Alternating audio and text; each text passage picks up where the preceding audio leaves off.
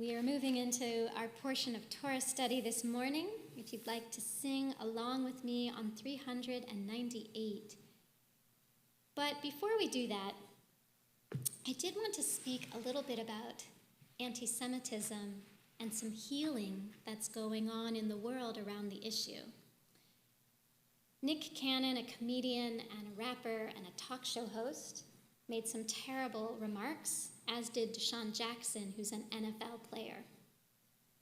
And I wanted to wait and see what the Jewish response would be to these remarks and how Mr. Cannon and Mr. Jackson would respond to these criticisms. And so Larry Strauss, thank you for sending me a sermon from your son, Brian. He covered it beautifully. In fact, if you want to watch the whole sermon that Brian Strauss gives, Rabbi Strauss did an excellent job of giving more detail. But I want to share what the highlights were for me. The Jewish community reached out to Nick Cannon and explained to him that he was poorly educated on the issue of anti-Semitism. So he reached out to the Wiesenthal Center in Los Angeles. The head rabbi there is Abraham Cooper. Rabbi Cooper and Mr. Cannon sat down together and had a 2-hour conversation during which Rabbi Cooper educated Mr. Cannon about anti-Semitism and where it can lead. You can watch the whole conversation between these two on YouTube. It's very interesting. At the end of the conversation, Mr. Cannon admitted his ignorance, asked to be instructed so he could learn more, pledged a donation to the Wiesenthal Center, and said that he'd like to collaborate on some sort of project with them. As for Mr. Deshaun Jackson, he was approached by Edward Mossberg. Mr. Mossberg is 94 years old. He's a survivor of the Holocaust. Mr. Mossberg invited Mr. Jackson to travel with him to Auschwitz, and Mr. Jackson said that he would like to go on that trip. In addition, Julian Edelman, who is also an NFL player, reached out to Deshaun Jackson. Mr. Edelman said, "I want to learn more about racism, and I want you to learn more about anti-Semitism. So we will travel together, if you like, to Washington, D.C., and you and I can see the African American History Museum, and we can see the Holocaust Center there." And Mr. Jackson also agreed to this trip. Now, you might say that this was all about publicity and getting a good name back. I definitely am cynical enough to hear that, to say that that is a possibility. But whether it is or not, there was an openness on their part to hear tochacha. It's a mitzvah, it's a commandment to rebuke one another when we're in the wrong. And they accepted this rebuke, and if they go on these journeys, they will be receiving education about anti-Semitism. So we will wait to see how sincere they are, but the signs are good. And what makes me proud of the Jewish community, at least these particular individuals, is that they found a way to speak up against anti-Semitism, but they did it in a way that invited invitation, conversation, education. So may we fulfill the examples of being rodfei shalom, pursuers of peace. And may the Jewish and Black community continue to fight together against racism and anti-Semitism, as we have for generations. Now, page 398. The bottom paragraph. Lecha Adonai hagedula v'hagevura v'hatiferet v'hanetzach v'hahod ki chol b'shamayim uvaretz ki chol b'shamayim uvaretz Lecha Adonai hamamlacha v'hamitnaseh lechol erosh. All right, my friends, we are at Parshat Re'eh. I have a soft spot for it because it is the parsha I read at my Ufruf. On Wednesday, Adiv and I will have been married for 19 years. Yes, we were old enough to get married at the time we did, though barely. If you'd like to follow along, we're on page 1061 in the Eitz Chaim, 1061, Parshat Re'eh. That is chapter 11 of Deuteronomy, verse 26. That's where it starts. So what is this parsha about? Well, let me start with a story. There once was a sage who had 5 sons, and these 5 children brought the sage much joy, as you can imagine if you have any children, biological or just beloved, in your own life. But there was one thing about these 5 sons that did not bring the sage joy. They were quarrelsome and competitive with one another. And the sage was not a young man. He was worried about what would happen when he passed from this world, whether his family would stay united. So he drew his 5 sons together and he said, I want each of you to bring me a stick. The young men went off, they collected sticks, they brought them back, and the sage tied the 5 sticks into a bundle. He handed the bundle to his oldest son and said, I want you to break these sticks. And so the strapping young man tried to snap it, and he pushed it over his knee, and he couldn't get the bundle to break. Give it to your younger brother. And subsequently, all 5 brothers could not break the bundle. Of course, you can guess, the father took the bundle apart and handed each son his individual stick and said, now break it. And they snapped like twigs. Well, you can guess where this is going. The sage said, listen, boys, if you stick together, if you have unity and purpose, you will not be vulnerable. You will be strong. But when you quarrel the way you do, you're weak. You'll break.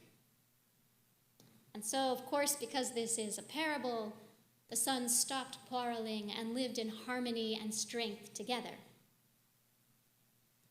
That is one of the themes of the book of Deuteronomy.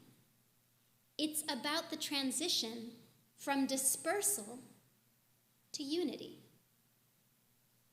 And this is where we get the value of being able to gather as a people in our homeland, whether that means physically making aliyah, or whether that means that all of our hearts turn to Israel. So let's take a look. The people are getting ready to enter the land in the whole book of Deuteronomy.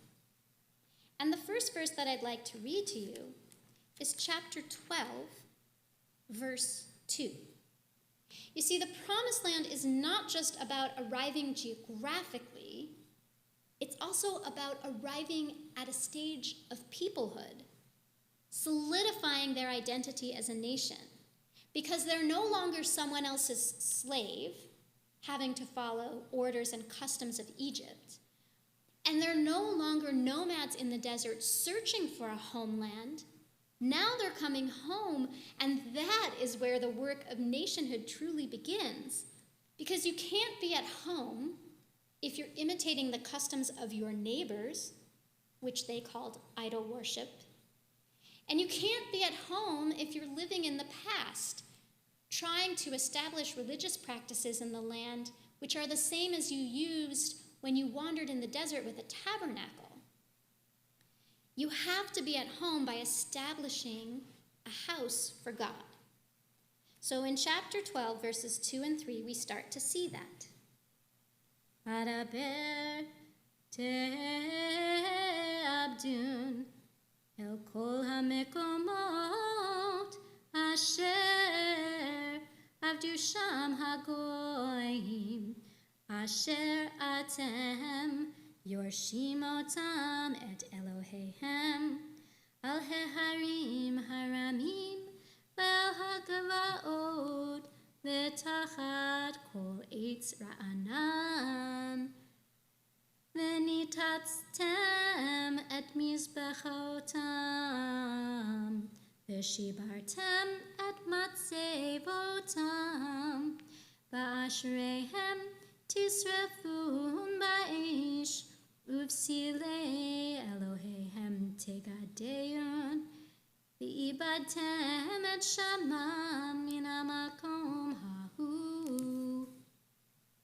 You must destroy all the sites at which the nations you are to dispossess worshipped their gods, whether on lofty mountains and on hills or under any luxuriant tree. Tear down their altars, smash their pillars, put their sacred posts to the fire, and cut down the images of their gods, obliterating their name from that site. That is awfully thorough.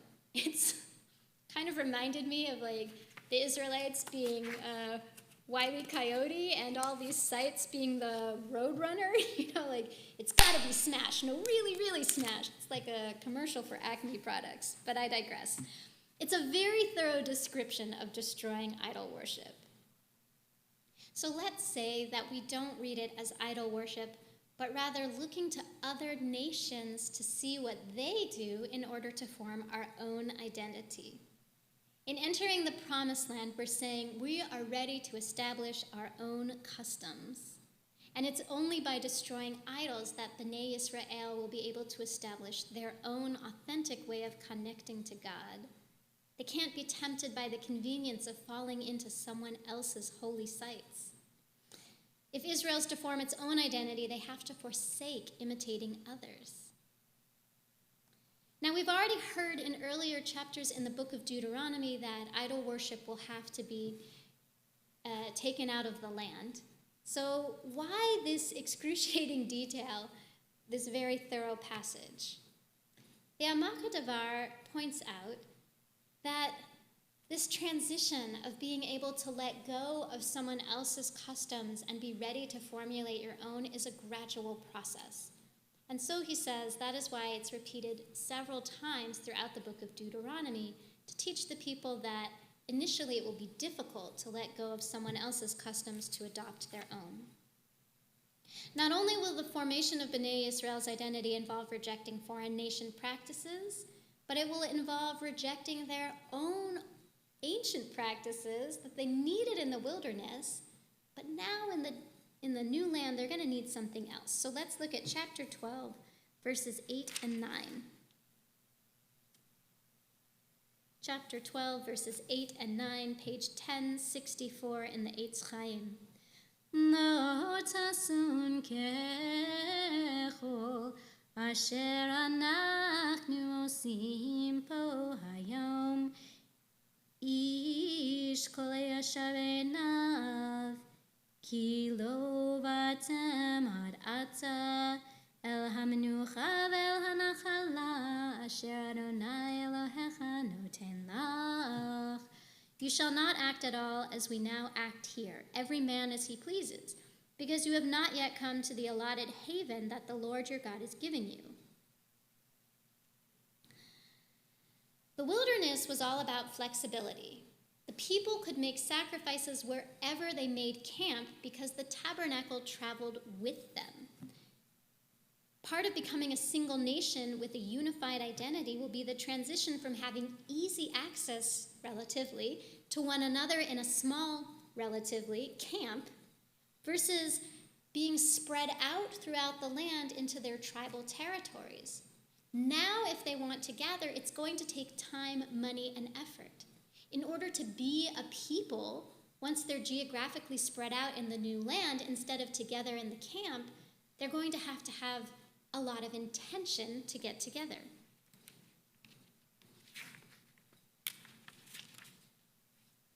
And so this passage comes along to say you're going to have to switch the way that you worship God. You're not going to be able to have God travel with you in a tent. You're going to have to seek God out in a particular place.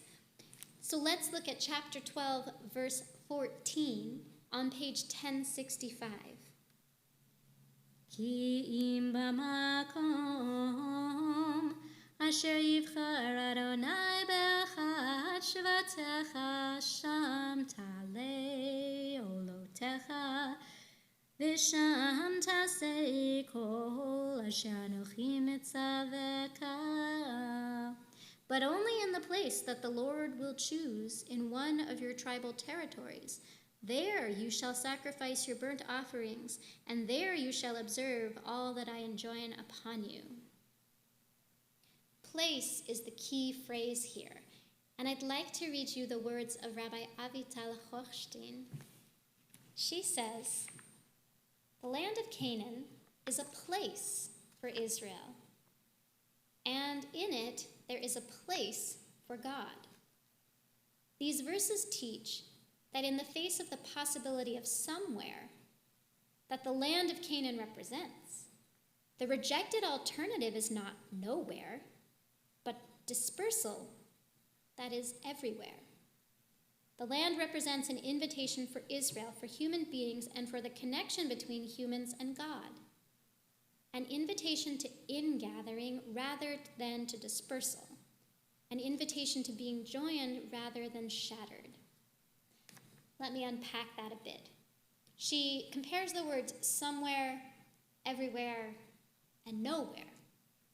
When the Jews are wandering in the wilderness, they have this vague idea that the promised land is somewhere. They know they're going there and they'll get there someday, and they're not exactly sure where. It's somewhere.